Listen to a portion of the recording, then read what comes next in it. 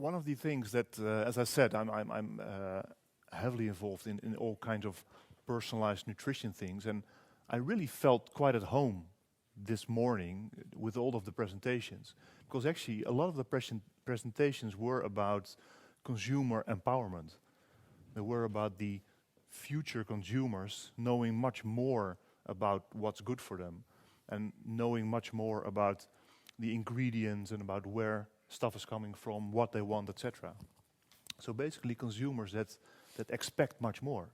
I think that's what you see also. That's why innovation is so important. I think what Albert also mentioned this morning in his great presentation.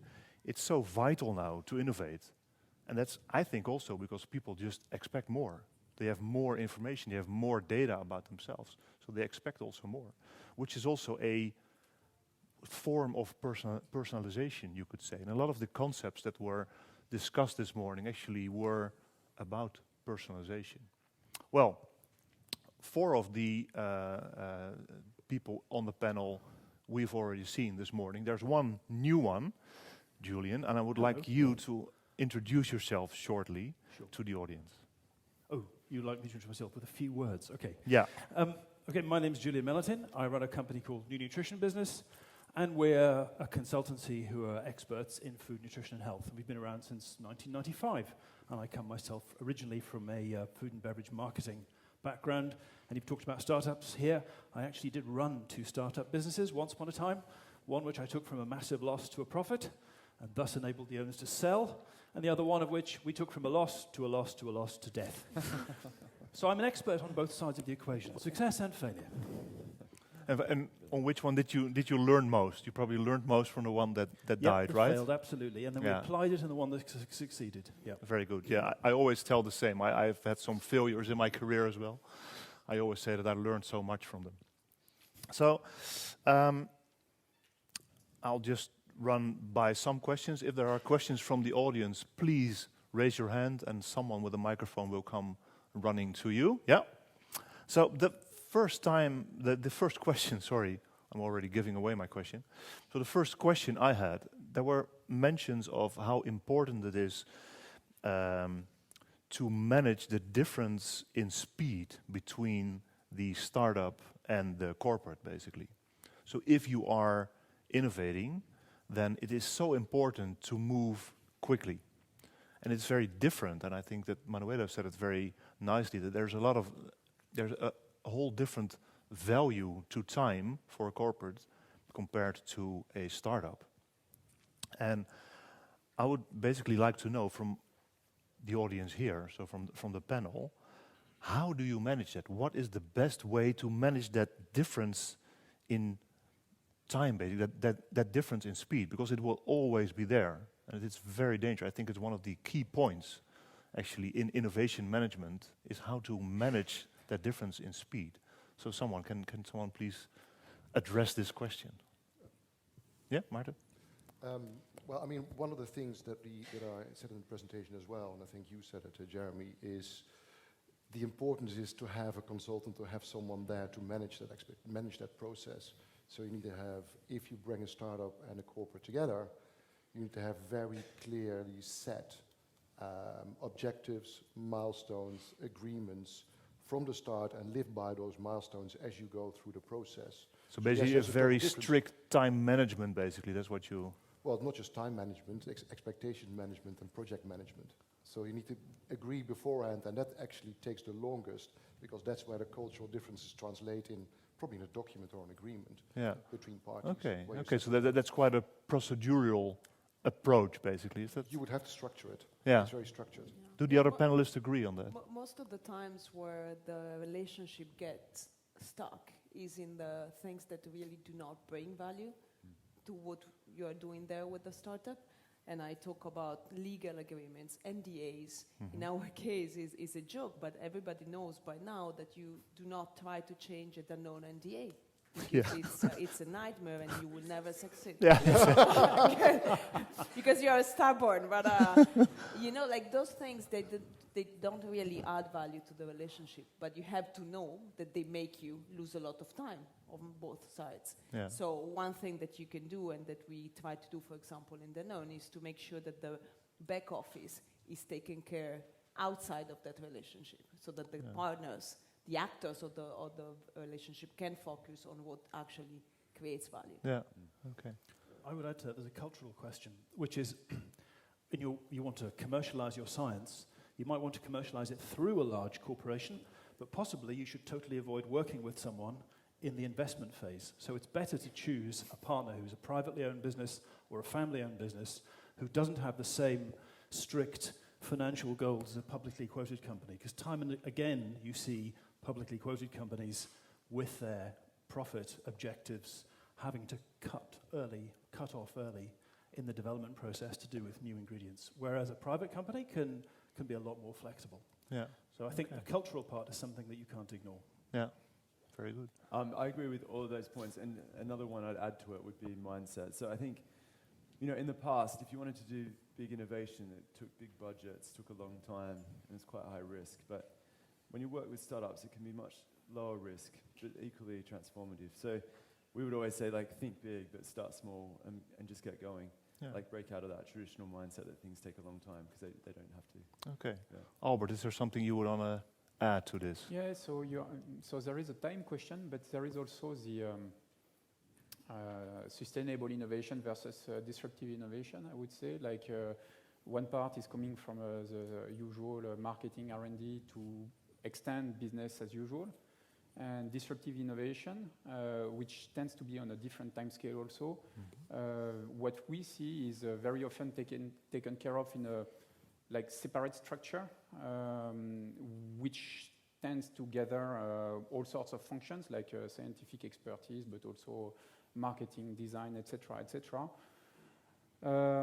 And also these structures tend not to have all the processes from the main house, if I may say so, to be lighter and work at a faster pace, to be more adapted for startups. And how do you manage it? I mean, how do you make sure that those processes are indeed lighter and faster and quicker? Have you any experience with that?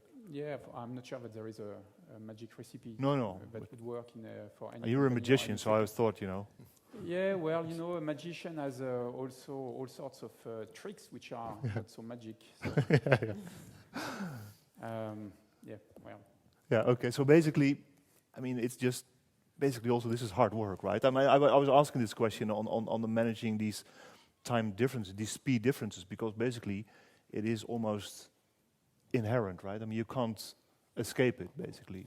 And I think basically Maarten, the first who answered it, probably said it correctly, that you really need to structure it and make really clear goals towards which you're going, basically. Yeah. Okay. Another thing that I found striking in the presentations is, and of course it's logical, we are talking about innovation, but I was wondering about, is there still organic growth? Is there still a room for food and beverage companies to have organic growth? And I think Albert kind of alluded to it, that there is still this, slow progress of innovation, but it seems that there's almost no focus on organic growth anymore. Everything needs to be disruptive, and everything needs to be bold, and etc. Yeah, maybe I can comment on that. I think when you look at all the previous industrial revolutions, and also more generally innovation waves, it always follows the same kind of path. At some point you have scientific discoveries. Based on these discoveries you have technological bricks which are developed. Then these bricks are adopted by a small number of players, and at some point there is a general adoption of these technologies.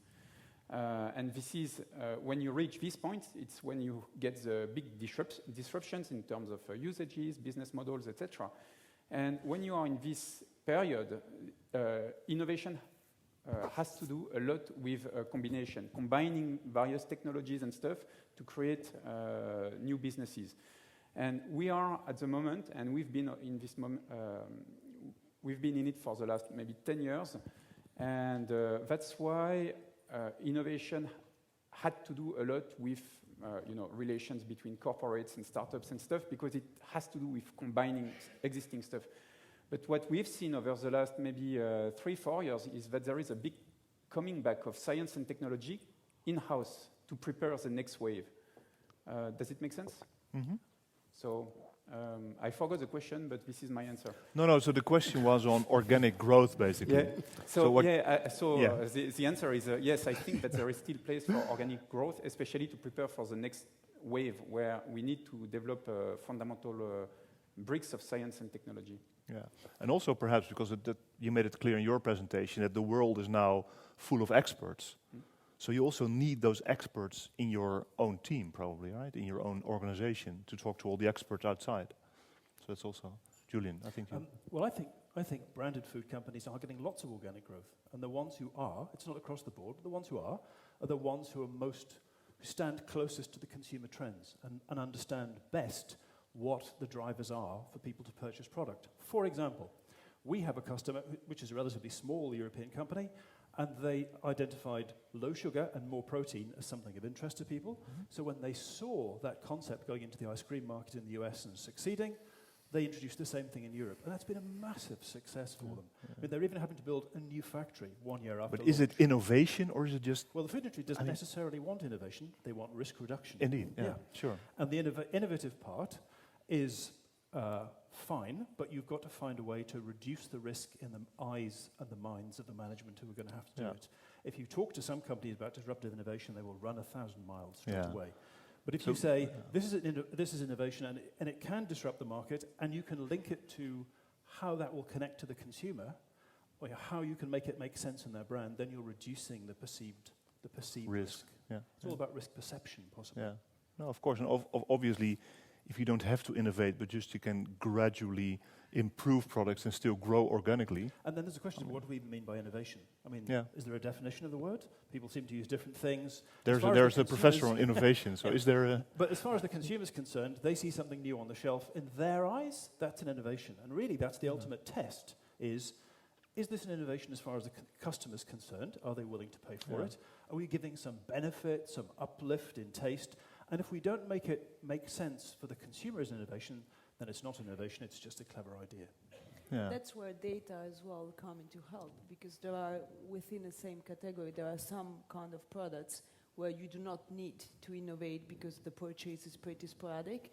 In pet food, you could say, okay, once a month, the pet owners go to buy the big, dry food bags that really are just, in a way, to feed the pet. And then you have those other SKUs or those other products in the same category that are more on a regular purchase and where you really need to bring new news on a regular basis. And in that case, data can help to understand where the new news have to come from, whether it's just, let's say, new marketing angle that costs relatively low money, or where you have really to disrupt the business model or to introduce a new product feature because you really need to bring dynamic to the category.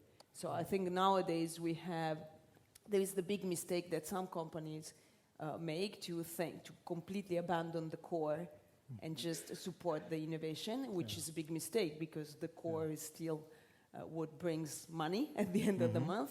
So you have to find that balance, but then data can help you to understand where you put the buckets of budget. And can you give an example from Danone, how you use that data, how to use that data to differentiate between those buckets? Well, we actually use it to understand what are the categories of products. And what kind of data specifically do you use then? Can you... Well, as I said, we use from what is largely available as Google Trends and all the different Google features.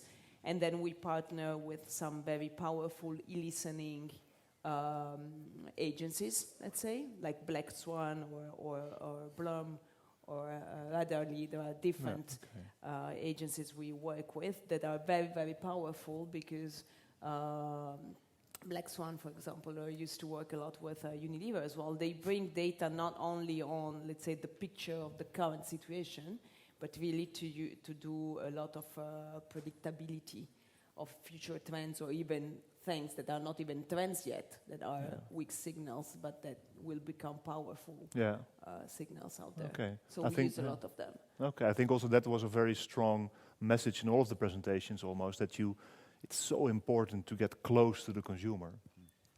And I do see in a lot of startups, especially the startups from the tech world, that they are not taking the consumer that seriously, and that they are really trying to push a technological solution on consumers that have really difficulty in adapting their lifestyle to that innovation.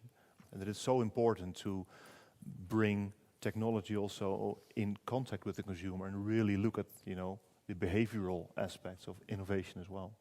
Is there anyone that has who has a comment on, let's say, this On organic growth. Organic growth, I would basically. make one remark that, we see this need for, the consumer's behavior in terms of understanding what's in the product that they consume, in the health perception, etc., is a phenomenon that probably is more in the West or in developed markets and in urbanized parts.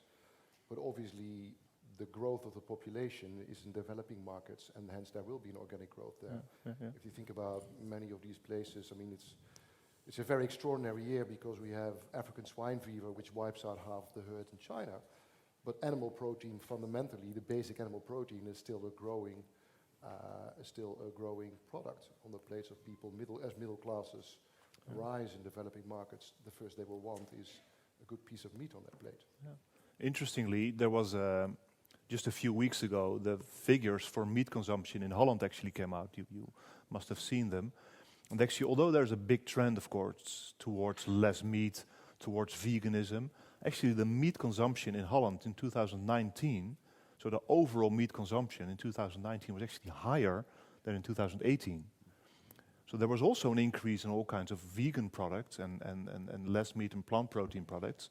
But there's still an increase, even in the Western world, even in Nordic countries like Holland, in meat consumption. And one of the reasons probably was that there was a very good summer, so we had a lot of barbecues. But still, it's still interesting. Yeah. There's another factor, though. It's not as if things like meat are going to go away. Because as you said at the beginning, people have got access to lots of different types of information from lots of different sources. They do their own research, and everyone can be their own expert now. So you have to think about talking to experts. Consumers all see themselves as experts. Absolutely. And they make their own mind up about what makes sense. So if someone wants to go out and find out, is meat healthy or not, they can find arguments on both sides, from scientists, from researchers, people saying, no, the research that links meat to cardiovascular disease was flawed. So the consumer makes their own mind up and arrives at their own decision. Yeah. And actually what really helps them make their own decision is if your product tastes fantastic. In the same way that a few years back, once people got to hear that dark chocolate was good for your heart and red wine was good for your heart, the sales went because people want to hear that some things are good for them. And they will do their own research. So we have this huge fragmentation of markets, I think, which is why it makes general adoption of technologies much more difficult than in the past, because you're talking to lots and lots and lots of different consumer groups with different points of view. Yeah, absolutely. So I'm going to give the questions to the audience. There's one question here. It's on. Yeah, could we have the panel perspective on the denominator? So the numerator is more nutrition for 10 billion people, okay, with less obesity. What about the sustainability side of it? So we've heard a lot about new and innovation. I'd like to hear on what is sustainability going to look like? So the question is, what sustainability is going to look like. So can you be a little bit more specific in your question? Well, I've heard, and it's great, about the innovation side of things, right? We want to have better sweetening, less sugar, more protein, but with less what? Okay, we have only one planet. We're running on 3 potentially, and we still have to feed the 10 So the billion question people. to the panel would then be... So the panel is, could you give a perspective of what sustainability plays into innovation? Yeah, okay, thank you. Who wants to be the first? I think it drives innovation from a startup's perspective most of the times.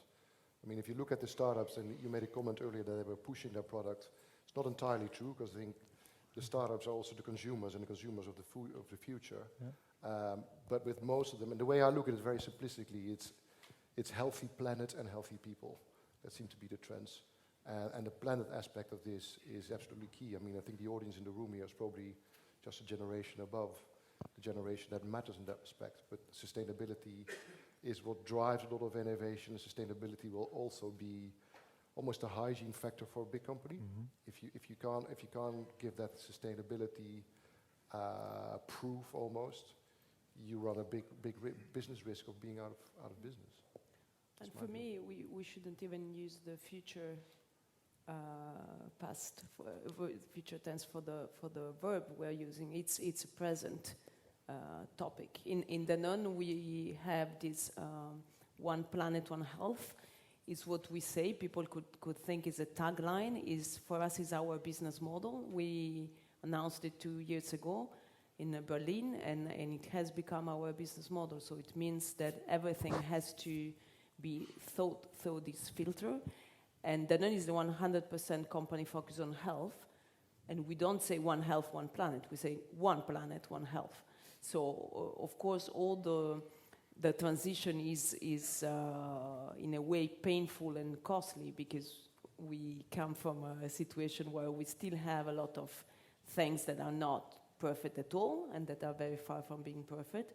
But the journey has started, and very seriously about it.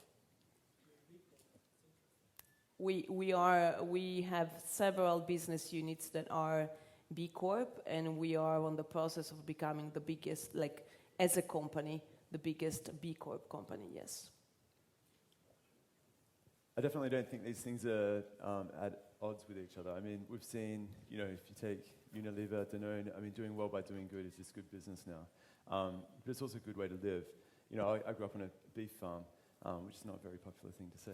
But it is, because you can tell about your transformation. They love it in the US. We now make lentils. Yeah, indeed. Just kidding. But there's lots of things that are great for the environment and great for you personally when you move to a more nutritious diet. And so I think, the more that corporates pick up this agenda and drive it, the more favorable the impact will be to the planet as well. Although what I do see, and perhaps also I do really understand your question, because what you do see is that a lot of innovations come on top of what there already is, right? So there are very few, let's say, commercial additions that actually try to diminish the intake of calories or intake of nutrients, for instance. It's always something that comes on top of what there already is. So I do see some kind of innovation for people that actually want to consume less. I don't really see that much. There's a lot of innovation on new products, new concepts, new services, but on really trying to help people to consume much less, I don't see much innovation there. Actually, some of the startups that I have shown in my presentation, although I did not comment it, many of them have to do with what do you do with the leftovers from restaurants, the supermarkets, etc. So you really have many startups on that, and it's just one small example. And I totally agree with you. I think sustainability really drives innovation today, whether it's on the pack or on the product itself, or on the way you are going to deliver it. Actually, the digital transformation has a lot also to do with optimizing an asset, underused asset. So, yeah, okay. Manuela, I think you had a small... I just wanted to say that all the beyond meat or impossible of this world, it's true that they do not try to decrease the number of calories we intake, but they make a much more efficient use of the calories that you use to grow actually the same, let's say, of intake and output. And at the end, we all know that we cannot really impose a behavior change into users. So I think it's really, it brings a lot of hope. And Amai and Better Juice, all these innovations, because at the end is really kind of nudging into change and not forcing different behavior that will never happen. Of course, it is possible to influence people's behavior, right? That's what we all do, basically. Yeah. So it is possible, and that question is, of course, which direction do we want to? It's called marketing. It's called marketing, indeed, and it's called nudging, and it's called behavioral science. So there is one question there, If I can add the startup angle, I think that just 2 weeks ago, Dean Foods went bankrupt, and it's not the last one, because now we have a Kodak moment or a Nokia moment of the entire industry. And if we look as a very young startup of the amount of open innovation with the big companies that were just 2 years ago and today, things are changing.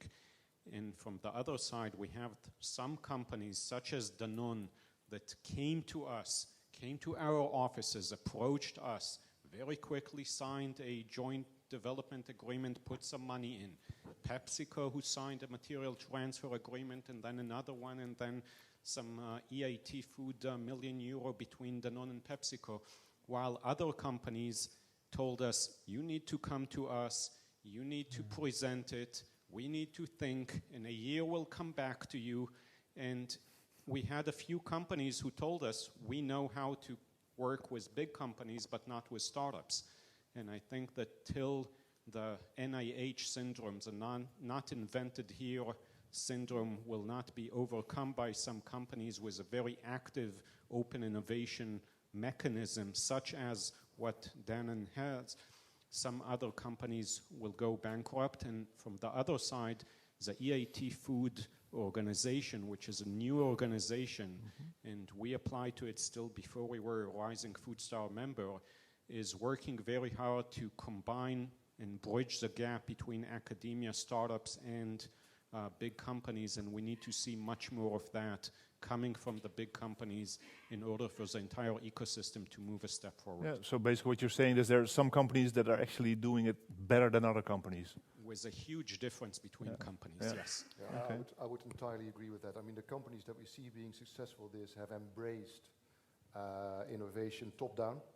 Very often the CEO has a very strong agenda in this, and that's filtered through the entire organization, so embraced and adopted, and has allowed the organization to fail as well on working with startups, on working with new ideas, because there's a difference between the US, I would say, and Europe as well. We have a European mindset in the sense that we don't want to fail, whereas in the US, success is celebrated, and here is failure is punished. So, yeah, those organizations that have embraced that way of thinking are much more successful. I could not agree more, and I would add that we already hosted 3 CEOs of some of the 10 biggest companies in the world. It comes from the CEO level, otherwise it doesn't come. Yeah.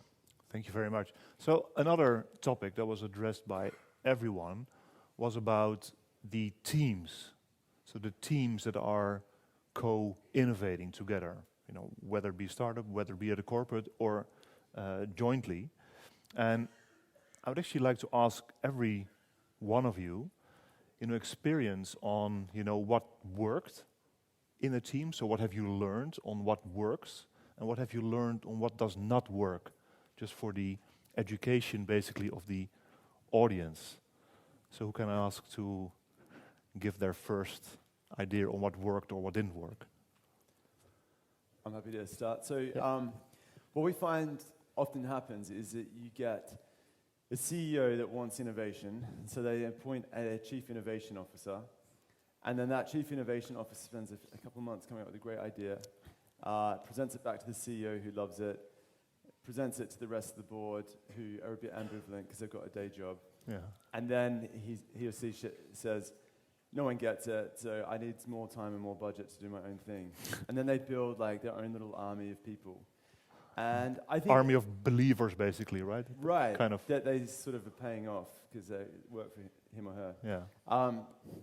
And then they fast forward, spending several million, building new ideas, and then they present them back to the business once they're ready to be presented back. And then the business is still business as usual. They're too busy. They're not really interested. And then the whole thing shuts down. And that cycle often takes about 2 or 3 years. And we see this time and time again. So to your point, our one encouragement to innovation leaders is to engage the business, to not do this in your own team. Think of innovation in the same way that you might think of diversity. So if you appoint a chief diversity officer, you want them to drive diversity right across the business. You don't want them just to recruit different nationalities or sexes or whatever. It would be stupid. So think about innovation in the same way, where their role is to enable and inspire the whole organization. And then, to your point, like what works, I think it's everyone's responsibility to be involved in innovation across an organization. But some people get it more than others. And so meet people where they're at and take them on a journey and see it as a journey of a lot of small steps, rather than expecting the whole organization to change. Okay, thanks. Well, I'll definitely remember the not working as a team separate from the other teams within the business. Right. Julian, I also think that you had a... Yeah, I agree with everything you said. I think there's also a lot to be said for delegating authority to the lowest possible level. Okay. So I was once in an innovation team that was taken out of the business, had its own P&L, was allowed to make its own losses, and there was no interference, not from HR, very important to keep human resources away from your innovation team, not from finance, we had our own finance person, and only the CEO, who was very motivated. So the CEO was driving a team of people who were very young on the whole and had complete authority, and it was up to them to succeed or fail without anyone else being involved. So at the end of the day, when it went to the board, it was the CEO helping take it to the board, and it was quite well worked out, and it was easier to persuade the board when something was brought to them that the CEO was behind and had been developed. And was it successful? Yeah, very. Hugely. Very good. Yep. Any other thoughts on hits and misses in this field? So many misses. Name There's the worst There's one. so many ways to set up in your organization. I mean, ingraining it in your culture is one thing, and then companies go different ways. You have accelerators, you have corporate venture capital arms, you have co-investment models, all of which really only work if the culture is there, people are incentivized to work with kind of these companies, and the business units get active engagement as well. I mean, I recently worked with a company in the UK, similar story. A little budget was given, and it was something like 40,000 to this. It was one of the big retailers, if I can say that. And they were challenged to think of ideas that could improve their supply chain. And with that little budget, they were asked to go out and do it. And so, I mean, where does a guy start? With such a little budget, where do you find the startups? How do you find them? How do you work with them? Even thinking about it, within a month, your money is kind of gone. So that's just a recipe for disaster. Yeah, just a waste of money, basically. Yeah. Even if it's not really a lot of money, still waste. Yeah. And time. Yeah. And it's bad for your image as well, because you do go out and in the market and you kind of brand yourself as an innovative company, but then actually when it comes down to it, it's just destined to fail. Yeah. Okay. It's a shame.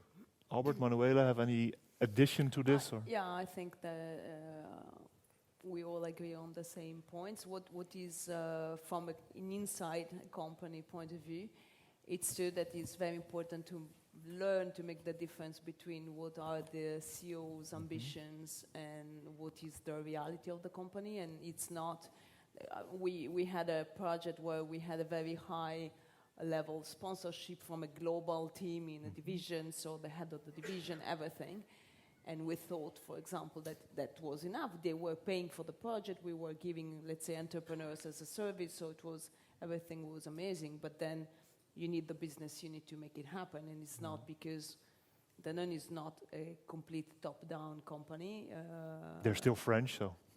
Well, we are less French than we used to be, but it's clear that he's still believing a lot of into the local empowerment. So again, in that case, it was a bit unrealistic to think that just because the top management in an office in Amsterdam was wanting something, that then in the UK the business unit was going to execute. I think it was also we Julian, managed to do it, but it's true that at the end you really have to make the differences between the theory and the strategy and how are let's say the product sold at the end of the day in the company. So it's also Julian's point, I think, of leaving the, trying to get the bottom level also involved well, you in need this both, program. actually, Yeah, of course. because, Sure. In our case, if the CEO didn't was not staying as an active sponsor of the unit, at the end it's very difficult. And at the end of the day as well,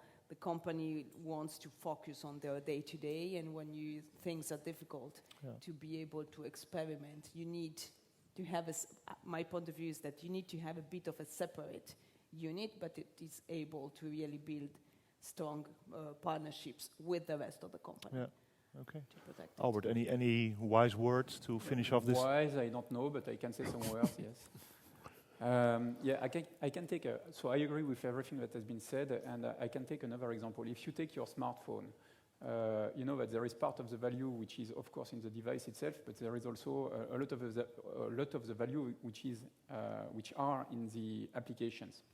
And when Apple launched the iPhone 10 years ago, they could have decided that they would hire an army of developers to develop apps for every single niche or every single need.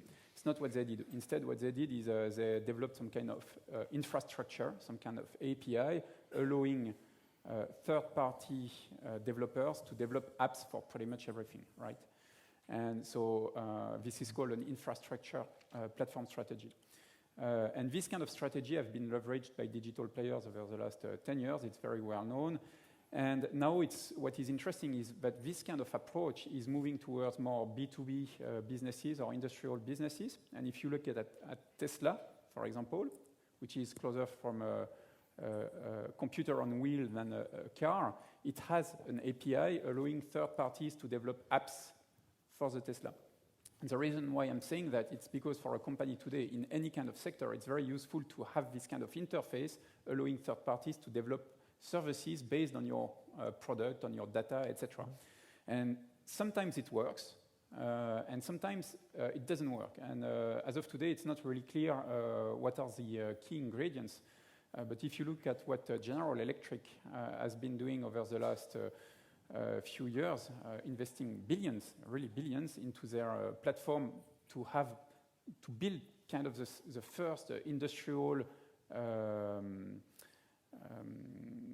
digital store, if you want, allowing third parties to develop industrial applications where they spent billions, and as of today, they are losing money, and it has not been a very successful story. But I guess that they have learned a lot, and yeah. Okay, thank you very much. So before I'm closing this session, I would like to ask you for a big applause for our panel.